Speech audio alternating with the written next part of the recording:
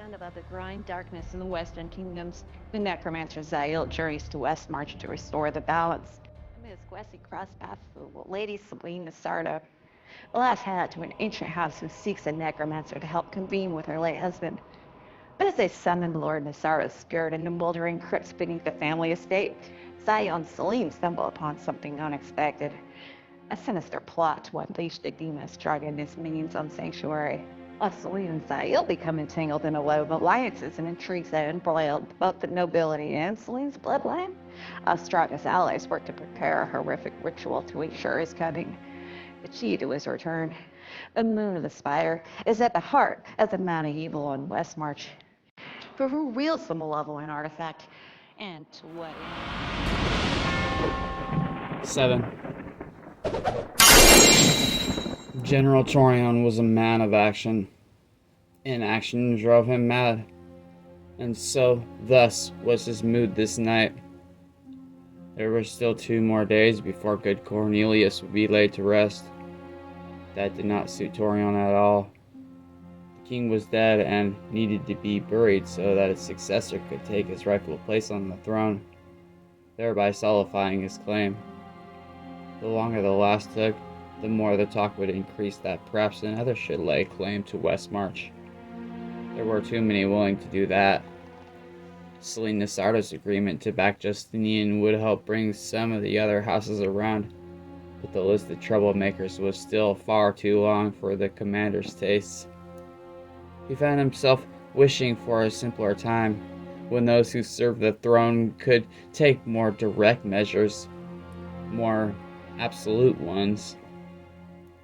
Accompanied by a personal guard of 6 men, he rode toward the palace, a gray stone edifice with pointed towers, jutting buttresses, and gargoyles on every rooftop.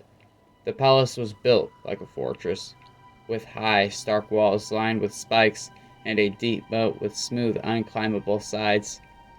The lowest windows were 3 levels up and barred with iron. If a fortress was indeed what first came to mind, that was because that was how the palace had begun. Before there had been a city, there had been the palace. It had started as the first refuge of the new land, chosen as the base from which Westmarch would grow.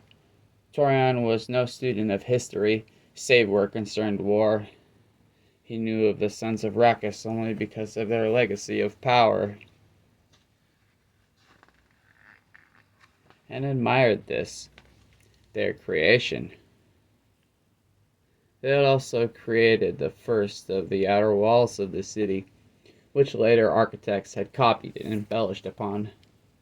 The capital was a stronghold in itself, an extension of the palace in a sense. Of course, any stronghold, no matter how well built, could fall from within. The throne had to be secured. Would that the lad had more steel in his back, like his father. The general thought, not for the first time. No one would question his ability to rule.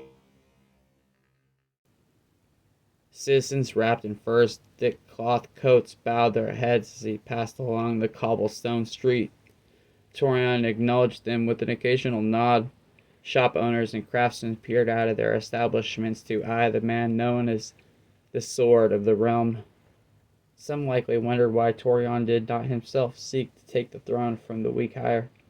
The general sniffed disdainfully at such talk.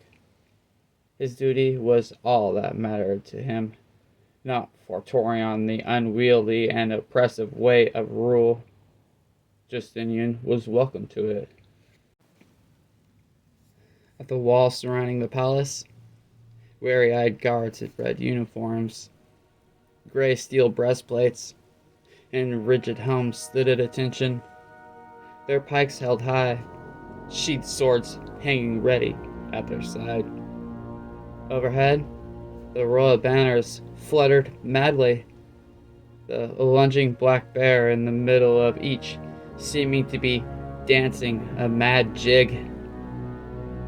The guards gave way quickly.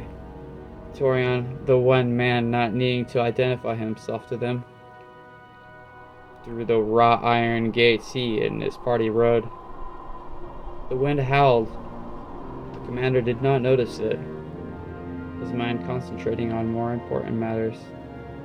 Indeed, he paid no mind to the rest of the journey to the palace steps, nor even to the trek up the huge iron doors with the glaring wolf heads, the symbols of the original masters. Only then did he pause, mostly to admire the power inherent in those images. The sons of Rakkus might have died out as a ruling dynasty, but their legacy was everywhere, including in the blood of many of Westmarch's people. The tall gray hall through which he trod was lit by torches, and both walls were lined with Torion's most trusted men.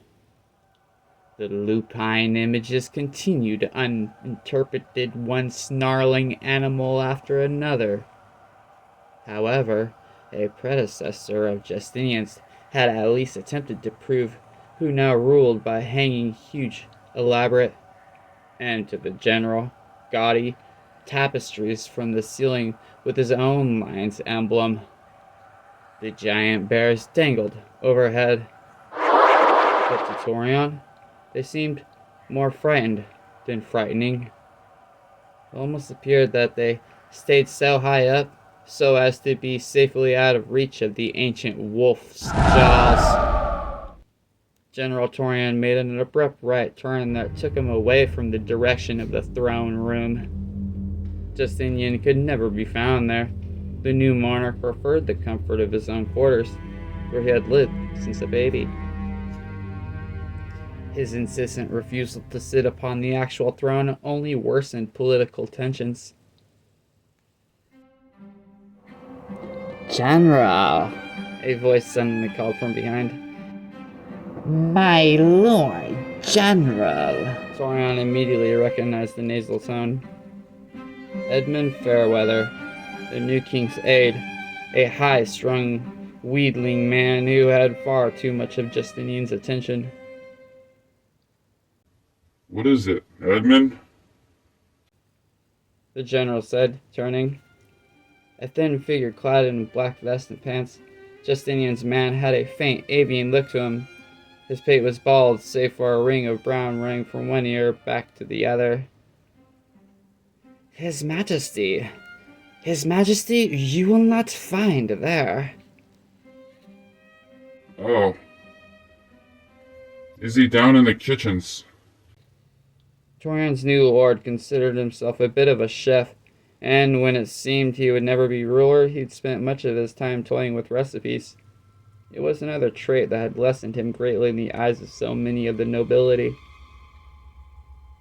No, my Lord General. His Majesty awaits you in the throne room. The general grunted in surprise. This was a first. Justinian had stayed away from that chamber as if merely entering it would give him plague. Torion tried not to get his hopes up. It was one thing for Cornelius' hire to build up his nerve enough to go there, another to actually look as if he belonged. Lead on, then. Edmund spun around on one heel, guiding them back to the throne room, where 4 sentries at the doorway stood at attention. Edmund snapped his reedy fingers at 2, opened the doors. The general's personal guard took up positions in the hall. Their presence in the royal chamber would have been considered a slight to the king, and Justinian could not afford even the least lack of respect at this juncture. But as he stepped inside, Torion's brow arched at the sight he beheld. He went down on one knee without even realizing it, so caught up he was by the man before him. Justinian IV. Justinian the wide-eyed, as so many called him behind his back, gazed down solemnly from the throne at the commander of Westmarch's armies. Gone was the fearful childlike figure. What sat before Torion had all the presence of the late beloved Cornelius. The slim, sandy-haired youth would have been handsome if not for the pockmarks an early bout with disease had left on each cheek. He had the aquiline features of his father, but his eyes were definitely those of the long-lamented Queen Nelia, dead shortly after his birth.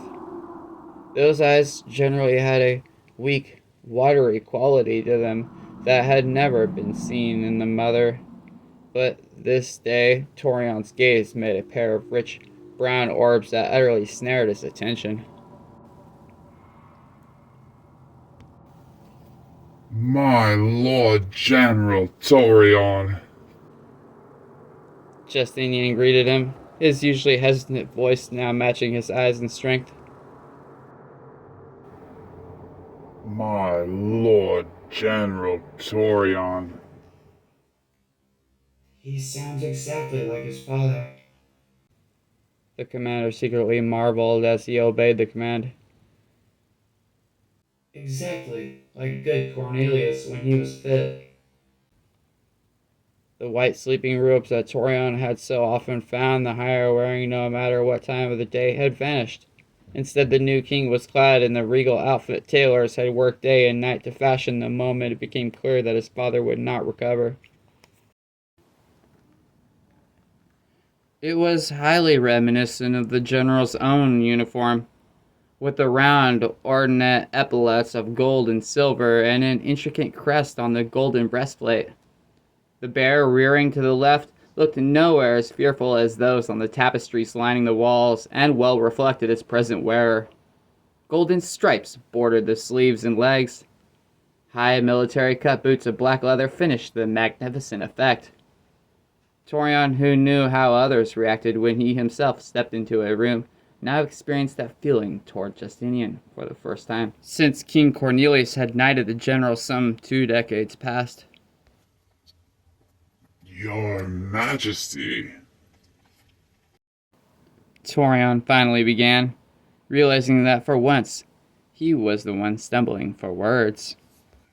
It is my pleasure to be in the presence of my liege. Justinian opened his mouth, then seemed to hesitate. For a brief moment he glanced to his side, his expression hinting of his usual uncertain self. Then, just as suddenly, the confident young monarch returned, rising smoothly. Justinian stepped down to take the hand of his most loyal servant. I know you've worried about me, General. I appreciate the support you've given despite that worry. Again, Torion felt as if he stood in the presence of his previous master. A change in command is always a time of some uncertainty, but my trust and loyalty have never wavered, Your Majesty. Good stalwart Torion. The king said with a sudden grin. A grin that was, again, so reminiscent of Cornelius. Justinian startled him further by slapping the veteran officer on the back. Only now it was obvious that they were of a similar height.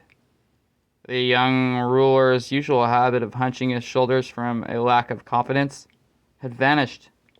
This Justinian stood as tall and as proud as any of his line. What he saw was a permanent transformation.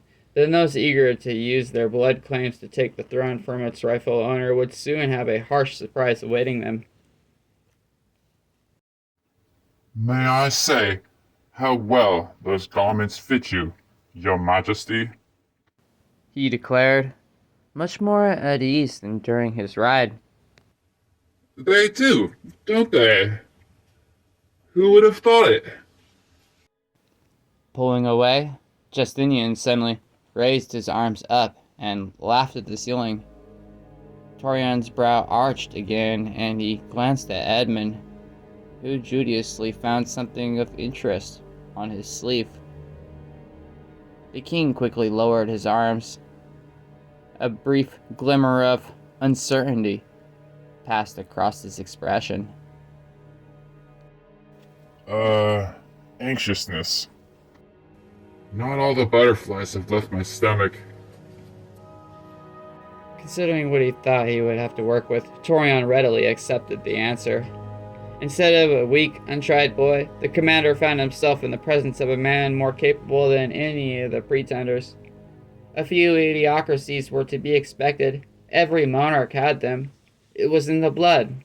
How strong is our support, Torion? Despite having already witnessed Justinian's marvelous conversation for several minutes, the direct question caught the commander off guard. Beg pardon, Your Majesty. Who can we trust to stand with me, General? Who already stands firm? Torion's well-organized mind took over. He immediately rattled off several names, concluding with the one he trusted most. And of course there's the Lady Nesardo. Justinian item. Nesardo is with us. You're certain? She gave her support without hesitation. And if I may say so, should you appear as you do now before several of those who waver, the tide will turn decidedly in your favor. You have the right of it, General. The king finally returned, with another grin identical to his father's. He added, Prepare an audience at first chance, Edmund. Invite all those old Torion here think should come. Yes, your majesty, his aide said with a grand bow. I think show strength is also in order. Don't you, General? He continued to catch Torion off guard. Your Majesty? The military might of Westmarch must be made to seem loyal without question to me. Can you arrange that? Torion considered. Much of the realm's marshaled forces are levies belonging to various lords, who lend them to the crown as a sign of their trust. Several of those I would not wish near your presence at this time, if you know what I mean. What can you deliver to me? In addition to those I know are loyal, I can summon forces from the edge of Honduras. Honduras, to the northeast, was a region from which brigands often entered Westmarch. Honduras itself was very jealous of its neighbor's natural wealth, and Torion suspected that its coffers received a share of the bandits' ill-gotten gains. Unfortunately, the last had never been proven.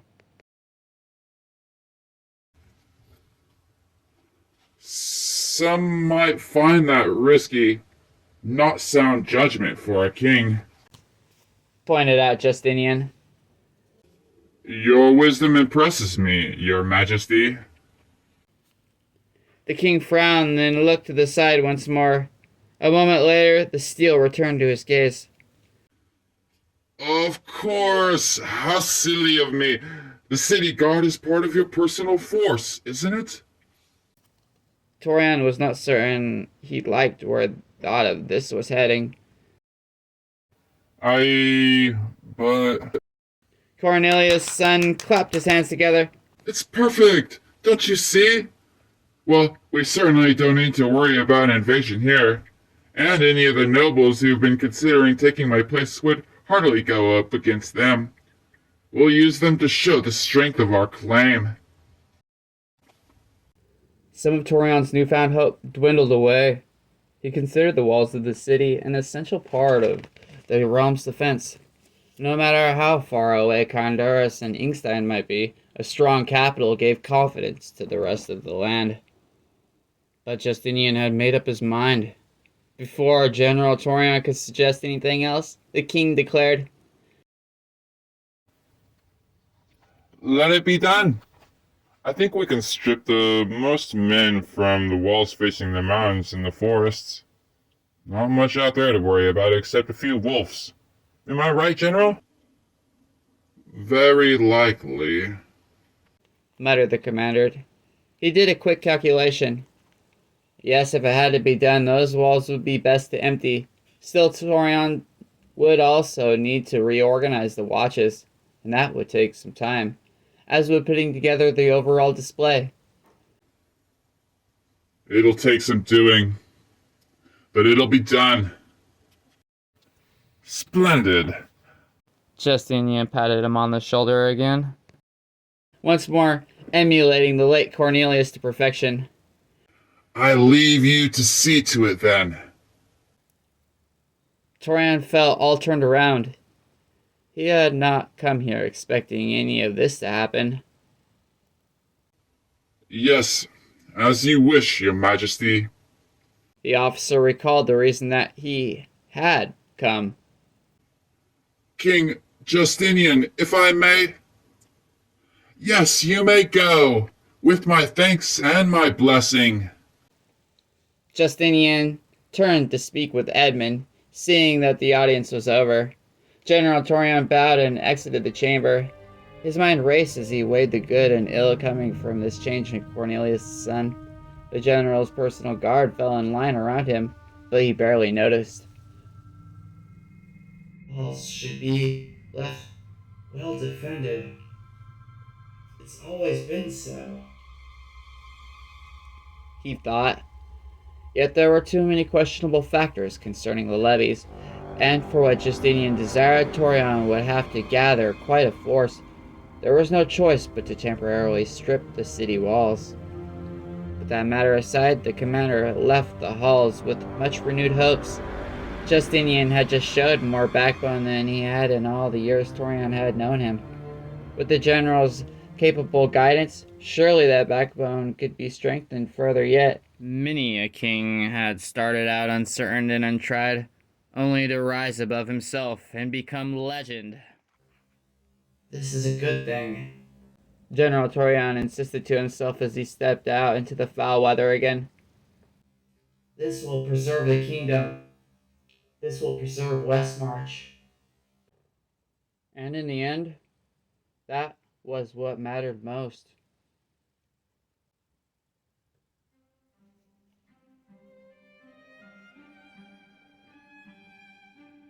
A servant brought King Justinian IV a goblet of rose-colored wine as Edmund droned on about the upcoming gatherings of nobles. The young monarch took a single sip. Enough. Edmund paused in mid-word. Your Majesty? Please leave me, Edmund. Take the rest with you. Bade bowed so low that Justinian thought he would scrape the floor with his prodigious nose. As you desire, Your Majesty. Straightening the black-clad figure, snapped his fingers at the guards. The Lord of Westmarch watched all of them slowly file out, their backs to the king. Edmund and the others did not see his eyes abruptly grow round with anxiety and his mouth twist down in deep distress.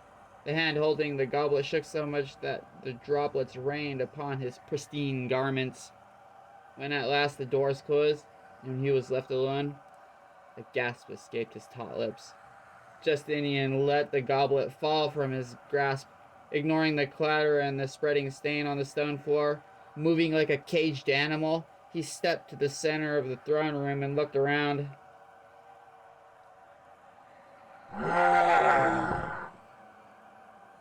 His gaze fixed on empty space in one far corner. With trepidation, the king reached one trembling hand toward the shadows there. Father! Justinian gasped. Did I do well, Father?